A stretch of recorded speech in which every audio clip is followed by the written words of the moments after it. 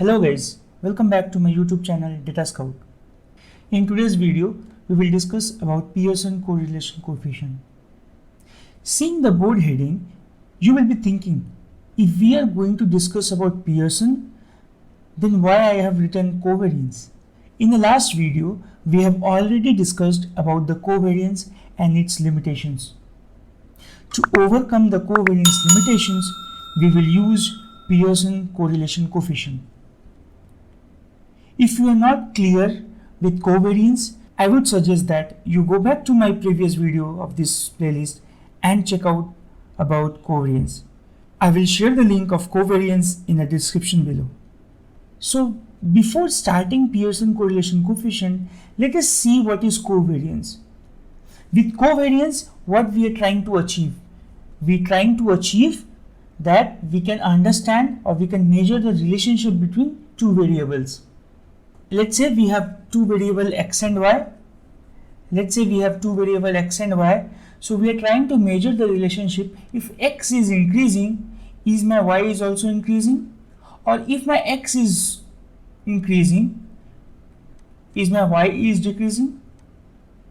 So we are able to understand the relationship between these two. We understand relation, but we don't know how much they are positive or negative.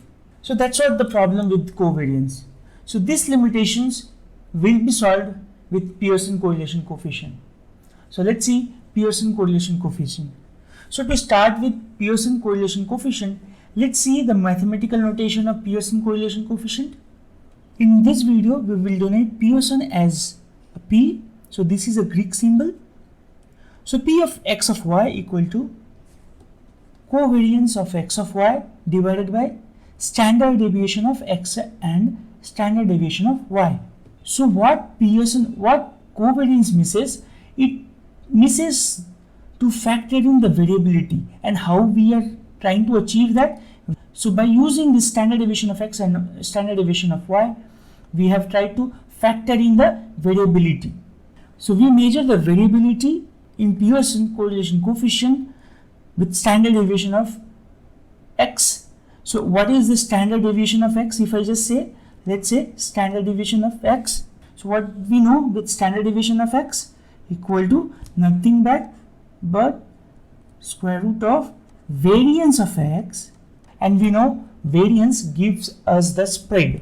Pearson does little modification in covariance by just using standard deviation of x and standard deviation of y. We have seen in our covariance video that if x increasing, y is also increasing, but we don't know the magnitude. We don't know the magnitude of it, that it is how much positive or how much negative. So we don't know how much it has increased. So what this one will give? This one will give me a positive covariance, but we don't know how much it is positive. Similarly, if our x is increasing and y is decreasing, so the covariance will be a minus covariance, but we don't know how much it is negative. To understand this magnitude of positive or negative covariance, what we will use Pearson correlation coefficient. So let's go to another page. Let us take an example of height and weight. So let's say we have height and we have weight. So if some person height is having 175 centimeter, 165, then it can be 62, 172 can be 68, and so on and so forth. So let's consider this data set. We can see if our height is increasing, our weight is increasing. So let's say height is x and weight is y. So let's take an example of height and weight data which we have collected randomly. So to start with Pearson correlation coefficient, let's define the range of Pearson. So Pearson range will be -1 to P to +1. So let's plot. So what we will do, let's plot the data in x and y axis, and let's start with Pearson correlation coefficient. Let's plot the data in x and y axis. Let's say from this picture we can see that our data set, if x is increasing, our y is also increasing. We can see here our x increasing. You can see x is increasing, our y is also increasing, right? And you can see our data sets is falling in a perfect straight line. This clearly shows like our data set is falling in a perfect one line. So if this kind of scenario comes up where our data sets falls in a perfect straight line, we can easily say that, let's consider one more plot of x and y axis, same x and y. Let's say from this picture, if x is increasing, our y is decreasing. Let me just plot the data in x and y axis. So from this image, we can see our x is increasing, but our y is decreasing. But the data set has made a perfect straight line. We can see our data set has made a perfect straight line. So in this kind of scenario, we will say our Pearson correlation coefficient is highly negative and it is p equal to -1. Let's consider a different scenario. Let's now consider this third plot of x and y axis. So we can see our data set is, if we can see our x is increasing, our y is also increasing, but it doesn't make a straight line. We can see here, we can see the difference between these two, right? We can see that this all data sets falls in a single straight line, but here it is not falling in a single straight line.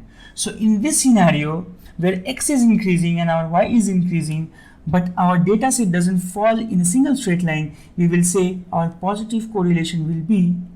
So with this, we can say that our p falls in the range from 0 to 1. So if I just say this, it's 2. So if I have to write this range, let me just write down the range. So I'll say p's range will be 0 to a +1. So this is much more clear than above. So this is what will be the range of the data set where x will be increasing and y will be increasing, but it doesn't fall in a single straight line. So let's consider this fourth plot now. In this plot, we can see our x is increasing, but our y is decreasing. But we can see here, unlike here where it was for the data sets were falling a straight line, here our data sets are not falling in a single straight line. So in this kind of scenario where x is increasing but our y is decreasing, the range will be similar to this. It will be from 0 to, let me just add less than equal to, just like this. It should be till -1. I can just opposite of -1 till 0, I can just make it. I can just write in this way. Let's plot one more scenario. Let's see this scenario, this kind of a scenario where you can see there is no relationship between two variables. So with this kind of a plotting of data, can we able to get any relationship? We cannot see a relationship between these two variable x and y, where if I just take an example, like if there is no relation, if my height is increasing, our width should also increase, right? If there is this kind of a scenario, we will say the p value is 0. So for this kind of scenario where there is no relationship, we can easily say Pearson correlation coefficient will be 0. So let's say if we notice our plots, all these plots, we can see our Pearson correlation coefficient is highly biased towards linear relationship. If there is a linear relationship, it is highly positive. If there is a linear relationship decreasing, it's highly negative. So we can say Pearson correlation coefficients work perfectly for linear data set. Pearson correlation coefficient hence will not be able to identify the relationship of non-linear data set. So let's see a non-linear data set now. So let's take an example of x and y. Let's say that we have data set. Let me just plot a data set. So let's understand this kind of data sets where we can see there is no linear relationship between these two variables. So this kind, if you see the shape, it will be something like sinusoidal wave, or you can see, right? So we can say there is a relationship, but exactly we are not sure. So this is not a linear, it's not a linear data set. If we have plotting of data similar to this, or suppose we have a data sets which is, so with this kind of a data set, can we say there is any linear relationship? No.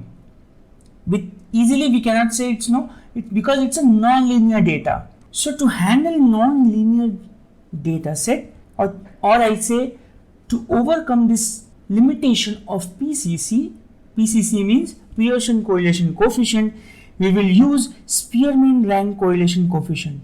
We will cover Spearman rank correlation coefficient in our next videos. So if you like the content of this video, kindly press the like button, subscribe to our channel and press the bell icon so that whenever I upload a new video, you will get the notification. If you have any question, guys, please do comment.